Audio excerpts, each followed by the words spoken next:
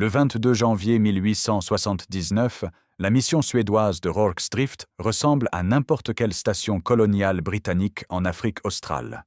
Une poignée de bâtiments blancs à la chaux, un hôpital improvisé, un entrepôt rempli de munitions et de vivres, l'endroit sert de dépôt de ravitaillement pour les troupes britanniques qui ont franchi la rivière Buffalo quelques jours plus tôt.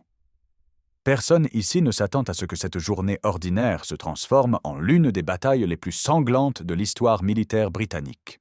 Le lieutenant John Chard, ingénieur du Royal Engineers, vient d'arriver à Rorke's-Drift la veille. À 32 ans, il n'a jamais connu le combat. Sa mission consiste à réparer un pont sur la rivière Buffalo. Le lieutenant Gonville Bromhead commande la compagnie B du 24e régiment d'infanterie, composé d'environ 90 soldats.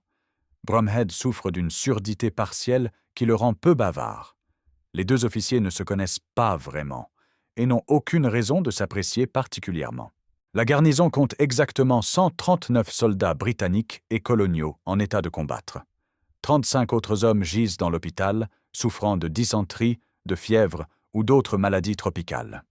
Quelques civils se trouvent également sur place, dont le révérend Otto Witt et sa famille, qui gèrent la mission, ainsi qu'un commerçant suédois nommé Danielsson.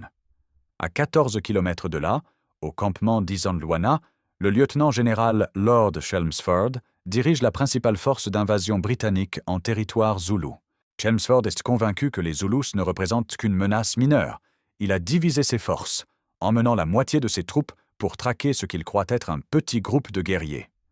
Cette décision va coûter cher. Vers 15h30, 2 cavaliers européens arrivent au galop depuis Isandlwana. Leurs chevaux sont couverts d'écume et tremblent d'épuisement. Les hommes crient que le camp d'Isandlwana est tombé. L'armée britannique a été anéantie. Plus de 1300 soldats massacrés en quelques heures. L'armée zoulouise arrive et se dirige vers Rorke's-Drift. La plupart des hommes présents refusent d'abord de croire cette nouvelle. Comment une armée moderne équipée de fusils pourrait-elle être vaincue par des guerriers armés de lances? Le lieutenant Chard monte sur le toit de l'entrepôt avec une longue vue. Ce qu'il voit le glace jusqu'aux os. À environ 8 km, une masse noire de plusieurs milliers de guerriers zoulous descend les collines en direction de Rorke's-Drift. Le révérend Witt panique. Il ordonne à sa femme et à ses enfants de monter dans une charrette et part immédiatement vers le sud, abandonnant sa mission. D'autres civils suivent son exemple. Plusieurs soldats malades sortent de l'hôpital et tentent de s'échapper. Un groupe d'environ 100 auxiliaires africains, commandé par le capitaine Stephenson, décide également de fuir. Stephenson lui-même refuse de rester et part avec ses hommes, laissant la petite garnison encore plus diminuée. Chard et Bromhead se retrouvent face à un choix impossible. Fuir signifierait abandonner les malades et les blessés de l'hôpital. Les charrettes ne pourraient pas transporter tout le monde et les Zoulous les rattraperaient facilement sur terrain découvert. Rester signifie affronter une armée qui vient de détruire une force britannique 6 fois supérieure en nombre. Les 2 lieutenants prennent la décision de défendre Rorke's-Drift. Ils disposent de moins de 2 heures avant l'arrivée des Zoulous. Chard, en tant qu'ingénieur, prend la direction des préparatifs défensifs. Il ordonne aux hommes de créer un périmètre défensif en utilisant tout ce qui est disponible. Les soldats commencent à empiler des sacs de maïs pesant 90 kilos chacun. Ils forment un mur de près d'1 mètre de hauteur, reliant l'entrepôt à l'hôpital. Des caisses de biscuits militaires complètent la barricade là où les sacs de maïs manquent. Le tout crée un rectangle irrégulier, protégeant une surface d'environ 50 mètres sur 40. L'hôpital pose un problème particulier. Le bâtiment contient 35 malades et blessés incapables de se déplacer. Ces murs en pierre offrent une protection solide, mais ses nombreuses fenêtres et portes en font un point vulnérable.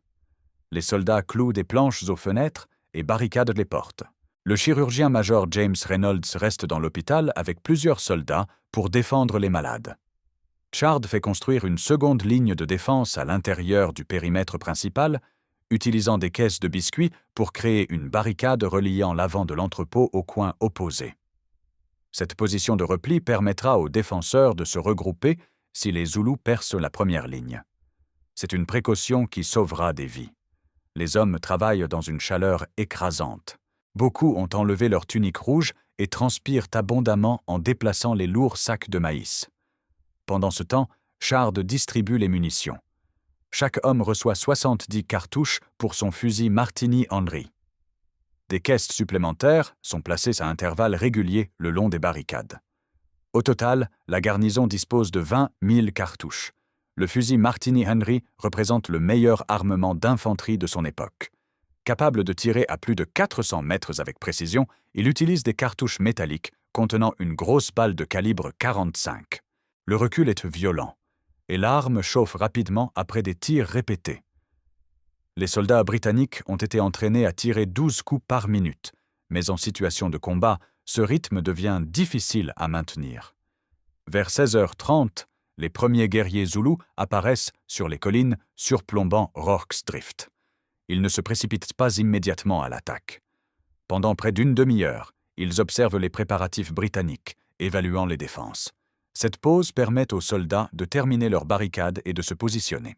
L'armée zoulou qui s'approche appartient au régiment Utulwana et au corps Indluyengwe, commandé par le prince d'Abulamanzi Kampande, demi-frère du roi Setchwayo. Ces guerriers n'ont pas participé au massacre d'Isandlwana. Ils étaient en réserve et n'ont pas reçu l'autorisation de combattre. Frustrés d'avoir manqué la victoire, ils cherchent maintenant leur propre gloire. Dabulamanzi a reçu des ordres stricts de ne pas franchir la rivière Buffalo et d'éviter le territoire britannique, mais il décide de les ignorer. Les guerriers zoulous portent des coiffes de plumes et des peaux d'animaux. Chacun porte un bouclier en peau de bœuf et une assegai, lance courte conçue pour le combat rapproché. Quelques-uns possèdent des fusils capturés à Isandlwana, mais la plupart ne savent pas bien s'en servir. Leur tactique militaire repose sur la formation en corne de buffle. Le centre avance de front, pendant que deux ailes encerclent l'ennemi. Cette stratégie a fonctionné à Isandlwana contre des troupes prises par surprise. À Rorke's Drift, les Britanniques sont préparés. Les Zoulous commencent à chanter leur chant de guerre. Le son porte sur des kilomètres et fait frémir les défenseurs. Les guerriers frappent leurs lances contre leurs boucliers en rythme. Puis, sans avertissement, ils chargent. 4000 guerriers déferlent vers la mission. Ils ne courent pas en masse désordonnée, mais avancent selon leur formation traditionnelle. L'aile gauche, composée d'environ 600 hommes, se dirige vers l'arrière de l'hôpital. Le centre et l'aile droite visent le front de la position britannique. Chard ordonne de ne tirer qu'à 150 mètres. Les soldats attendent, leurs fusils posés sur les sacs de maïs. Les Zoulous se rapprochent. À 150 mètres, les officiers britanniques crient « Feu !» La première salve tue ou blesse des dizaines de guerriers. Le fusil Martini-Henry produit un éclair aveuglant et un nuage de fumée blanche. Les balles traversent les boucliers en peau de bœuf comme du papier. Les guerriers tombent, mais ceux qui suivent passent par-dessus les corps et continuent leur charge. Les soldats britanniques tirent aussi vite qu'ils le peuvent. Charger un Martini-Henry nécessite d'actionner un levier qui ouvre la culasse, d'insérer une nouvelle cartouche, puis de refermer le levier. Les hommes effectuent ces gestes mécaniquement, sans réfléchir, résultat de centaines d'heures d'entraînement. Les douilles en cuivre éjectées s'accumulent à leurs pieds. Les Zoulous atteignent les barricades à l'arrière de l'hôpital. Les défenseurs à cet endroit ne sont que 6 hommes, dirigés par le soldat Henry Hook. Les guerriers tentent d'escalader les sacs de maïs. Hook tire à bout portant, recharge, tire encore. Un guerrier réussit à planter sa lance dans le sac à côté de lui. Hook l'abat d'une balle en pleine poitrine. La fusillade est assourdissante. Les canons des fusils chauffent tellement qu'ils brûlent les mains. La fumée de la poudre devient si épaisse que les soldats voient à peine au-delà de quelques mètres. L'odeur âcre de la cordite brûlée emplit l'air. Les hommes toussent mais continuent de tirer. Après 21 minutes d'assaut, les Zoulous reculent, momentanément. Ils laissent derrière eux plus de 100 morts et blessés. Les défenseurs profitent de cette pause pour recharger complètement leurs armes et boire de l'eau. Plusieurs soldats ont déjà des ampoules aux mains à force de manipuler les fusils brûlants. Chard fait le tour du périmètre. 3 hommes sont blessés. Aucun mort pour l'instant. Les barricades tiennent bon. Mais il sait que ce n'est que le début. Les Zoulous changent de tactique. Au lieu d'attaquer le front, ils concentrent leurs efforts sur l'hôpital. Le bâtiment en pierre offre une position forte, mais sa forme allongée et ses multiples pièces le rendent difficile à défendre. Seulement une douzaine de soldats valides se trouvent à l'intérieur avec les 35 malades. Les guerriers contournent l'angle nord-ouest de la mission et se ruent vers l'arrière de l'hôpital. Cette partie du bâtiment est masquée de la vue principale, ce qui rend le tir de couverture difficile. Les Zoulous atteignent les murs et commencent à arracher les planches clouées aux fenêtres. À l'intérieur, les soldats tirent par les fenêtres sur les assaillants. Le soldat John Williams défend une chambre contenant 6 malades. Les Zoulous enfoncent la porte. Williams tire, tuant le premier guerrier, mais d'autres suivent. Il saisit sa baïonnette et engage un combat au corps à corps féroce dans l'espace confiné. Un malade nommé Connolly, souffrant d'une jambe cassée, tire depuis son lit sur les attaquants. Williams comprend qu'il ne peut pas tenir cette position. Avec sa baïonnette, il commence à percer un trou dans le mur en briques séchées qui sépare cette chambre de la pièce suivante. Le travail est épuisant. Pendant qu'il creuse, Connolly continue de tirer jusqu'à épuiser ses munitions. Williams parvient finalement à créer une ouverture assez large. Il aide Connolly et les autres malades à ramper dans la pièce adjacente avant que les Zoulous n'envahissent complètement la chambre. Dans la pièce suivante, Williams trouve le soldat Hook qui défend 8 autres malades. Les 2 hommes comprennent qu'ils doivent continuer à reculer à travers le bâtiment. Hook commence à percer un autre mur pendant que Williams retient les Zoulous à la porte. La scène se répète dans 4 pièces consécutives. Les soldats percent les murs, évacuent les malades, puis reculent vers la pièce suivante.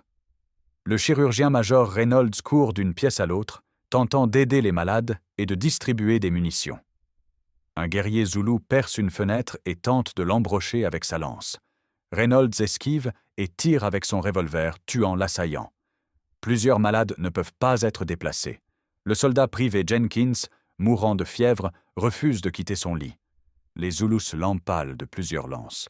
Le soldat Adams, aveugle et délirant, ne comprend pas ce qui se passe. Il est tué dans la confusion. Au total, 11 malades et défenseurs périssent dans l'hôpital. Williams et Hook parviennent finalement à amener les malades survivants dans la dernière pièce donnant sur la cour intérieure. De là, ils peuvent les évacuer vers les barricades principales où d'autres soldats les couvrent.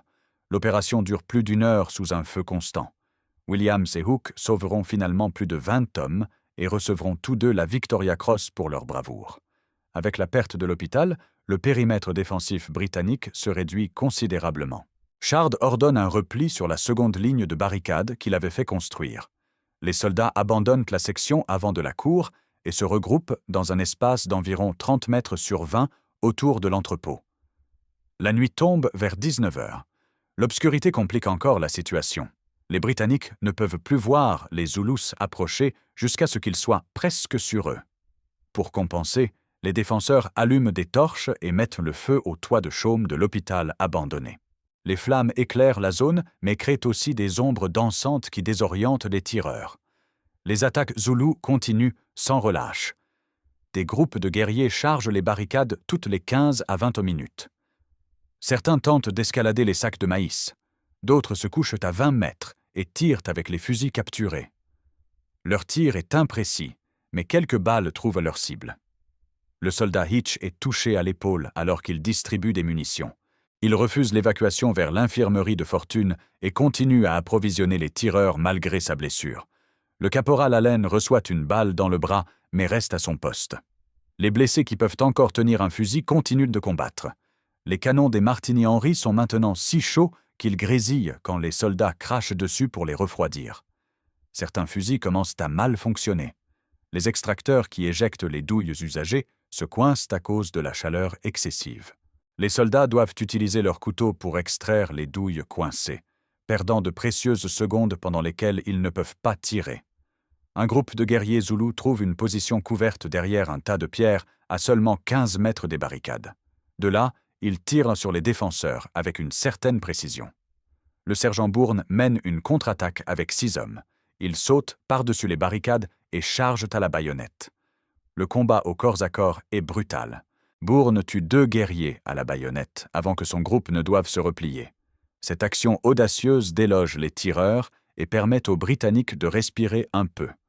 Vers 22 heures, les attaques deviennent moins fréquentes. Les Zoulous sont épuisés. Ils ont marché 25 km depuis Isandlwana avant d'attaquer, puis ont combattu pendant 6 heures sans interruption. Des centaines de leurs guerriers gisent morts ou blessés autour du périmètre. Mais ils ne se retirent pas complètement. Des groupes restent tapis dans l'obscurité, attendant une occasion. Les heures de minuit à l'aube sont les plus éprouvantes. Les soldats britanniques n'osent pas dormir. Ils restent debout à leur poste, scrutant l'obscurité pour détecter tout mouvement.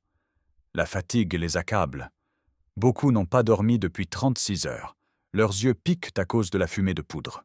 Leurs épaules sont meurtries par le recul répété des fusils. Leurs mains sont couvertes de cloques. Chard fait circuler du rhum pour réchauffer les hommes. La température nocturne est tombée considérablement après la chaleur du jour. Les soldats frissonnent dans leurs tuniques trempées de sueur. Certains ont perdu leur couvre-chef dans les combats et souffrent maintenant du froid. Les munitions commencent à manquer. Les soldats ont tiré plus de 10 000 coups. Les caisses de réserve sont descendues de l'entrepôt et ouvertes. Bromhead organise une chaîne d'approvisionnement.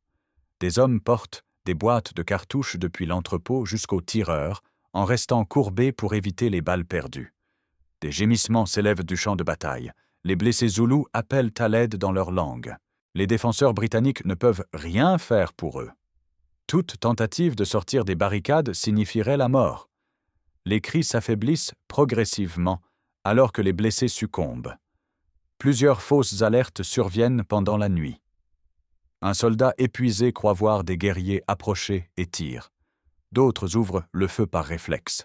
Les officiers crient d'arrêter le tir pour économiser les munitions. La tension est insupportable. Vers 2 heures du matin, les Zoulous lancent une dernière attaque majeure. Environ 500 guerriers chargent simultanément 3 côtés du périmètre. Les défenseurs ripostent avec toute leur puissance de feu restante. La fusillade illumine la nuit comme des éclairs. Les guerriers atteignent les barricades et tentent de les escalader. Des combats au corps à corps éclatent en plusieurs endroits. Le lieutenant Bromhead se bat à la baïonnette contre 2 guerriers qui ont réussi à franchir les sacs de maïs. Il en embroche un et assomme l'autre avec la crosse de son fusil. Le sergent Windridge tue un guerrier qui tentait de poignarder un soldat blessé. Partout le long de la ligne, les hommes se battent avec leurs baïonnettes, leurs crosses et même leurs poings. Cette attaque dure 20 minutes avant que les Zoulous ne reculent à nouveau. Ils ont perdu encore 50 hommes. Les Britanniques comptent 4 nouveaux blessés, mais aucun mort lors de cet assaut. Les défenseurs ont maintenant tiré 15 000 cartouches. Il en reste environ 5 000. Les premières lueurs de l'aube apparaissent vers 5 heures. Les soldats britanniques, hagards et couverts de poudre noire, scrutent anxieusement le terrain autour d'eux. Ils voient alors l'ampleur des pertes zoulous. Des centaines de corps jonchent le sol dans un rayon de 50 mètres autour du périmètre. Certains sont empilés à 3 ou 4 d'épaisseur devant certaines sections des barricades. Les guerriers zoulous survivants se retirent progressivement. Ils ont combattu pendant plus de 12 heures et sont complètement épuisés. Leur prince, Dabulamanzi, comprend qu'il ne pourra pas prendre la position. Il ordonne le retrait. Les guerriers commencent à descendre vers la rivière Buffalo, emportant autant de blessés qu'ils le peuvent. Les Britanniques ne les poursuivent pas. Ils n'en ont pas la force. Les hommes s'effondrent derrière les barricades, trop fatigués même pour parler. Certains s'endorment immédiatement malgré la lumière grandissante du jour. D'autres restent assis, fixant le vide, en état de choc. Vers 7 heures du matin, une colonne britannique apparaît au sud. C'est la force principale du Lord Chelmsford qui revient après avoir découvert le désastre d'Isandlwana. Chelmsford avait craint que Rorke's Drift ait également été submergé.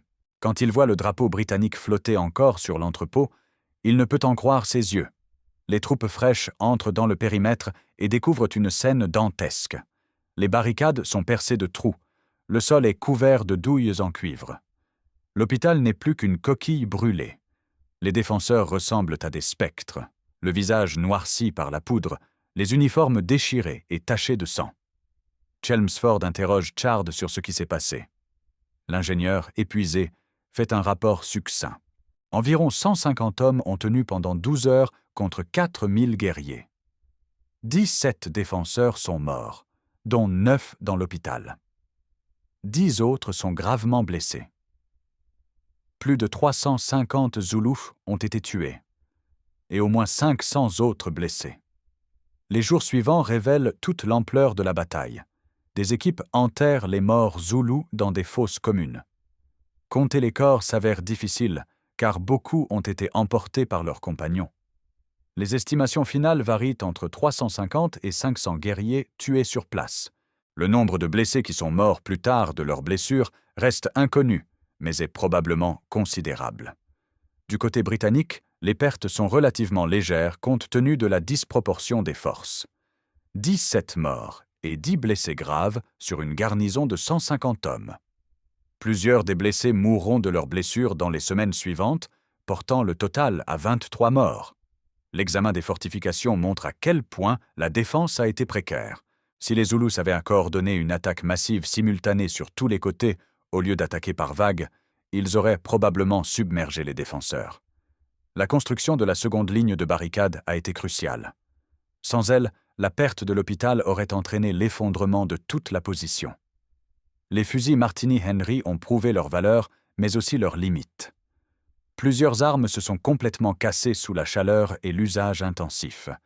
Les canons déformés rendèrent le tir imprécis.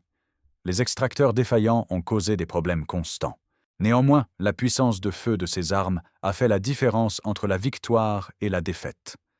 La défense de Rorke's Drift devient immédiatement légendaire. Dans un conflit où les Britanniques viennent de subir leur pire défaite coloniale à Isandlwana, cette victoire défensive offre un récit héroïque dont l'Empire a désespérément besoin. La presse britannique s'empare de l'histoire et la transforme en épopée nationale. 11 Victoria Cross sont décernés aux défenseurs, un nombre record pour une seule bataille. Le lieutenant Shard et le lieutenant Bromhead reçoivent tous deux la plus haute distinction militaire britannique. Les soldats Hook et Williams, qui ont sauvé les malades de l'hôpital, sont également décorés. Le chirurgien-major Reynolds, le sergent Bourne et 5 autres soldats reçoivent la médaille pour leur bravoure exceptionnelle. Ces récompenses suscitent la controverse. Certains observateurs soulignent que d'autres hommes ont montré autant de courage, mais n'ont pas été reconnus. Le soldat Hitch, qui a continué à distribuer des munitions malgré sa blessure, ne reçoit la Victoria Cross qu'après une campagne publique. Plusieurs soldats noirs et coloniaux qui ont combattu aux côtés des Britanniques ne reçoivent aucune reconnaissance officielle. La question raciale sous-jacente au conflit complique l'interprétation de la bataille. Les Britanniques présentent la défense comme un triomphe de la civilisation contre la barbarie. Les Zoulous, pourtant, avaient construit un royaume sophistiqué avec une organisation militaire remarquable. Leur défaite à Rorke's Drift n'était pas due à un manque de courage ou de compétences, mais aux limitations tactiques face à des armes modernes dans une position fortifiée. Malgré l'héroïsme des défenseurs, Rorke's Drift n'a qu'un impact stratégique limité sur le cours de la guerre. La victoire Zoulou à Isandlwana a détruit le plan d'invasion britannique. Chelmsford doit se retirer et attendre des renforts d'Angleterre. La guerre continue pendant 6 mois supplémentaires. Les Zoulous, pour leur part, ne peuvent pas capitaliser sur leur victoire à Isandlwana. Les pertes à Rorke's Drift démoralisent les guerriers qui y ont participé. Le prince d'Abulamanzi est critiqué par le roi Cetshwayo pour avoir désobéi aux ordres et franchi la rivière Buffalo. La bataille démontre également aux Zoulous que les positions britanniques fortifiées sont pratiquement imprenables avec leur tactique traditionnelle. La défaite finale du royaume zoulou devient inévitable une fois que les Britanniques reçoivent des renforts. En juillet 1879, une nouvelle invasion britannique avec une armée beaucoup plus nombreuse écrase la résistance zoulou à la bataille d'Ulundi. Le roi Cetshwayo est capturé et le royaume est divisé en 13 territoires sous contrôle britannique. Rorke's Drift survit comme site historique. La mission est reconstruite et continue de fonctionner. Les barricades improvisées disparaissent rapidement, mais l'emplacement reste reconnaissable. Aujourd'hui, un musée et un centre d'interprétation permettent aux visiteurs de comprendre les événements du 22 janvier 1879. Les tacticiens militaires étudient Rorke's Drift pendant des décennies après la bataille. Le combat illustre plusieurs principes de défense qui restent valables. Une petite force déterminée dans une position fortifiée peut tenir contre un adversaire numériquement supérieur si elle possède un avantage technologique et une discipline supérieure. La préparation défensive de Shard montre l'importance de l'ingénierie de campagne. Sans les barricades construites en hâte, la position aurait été indéfendable. La décision de créer une seconde ligne de défense prouve la valeur de la planification pour les pires scénarios. Ces leçons influencent la doctrine militaire britannique.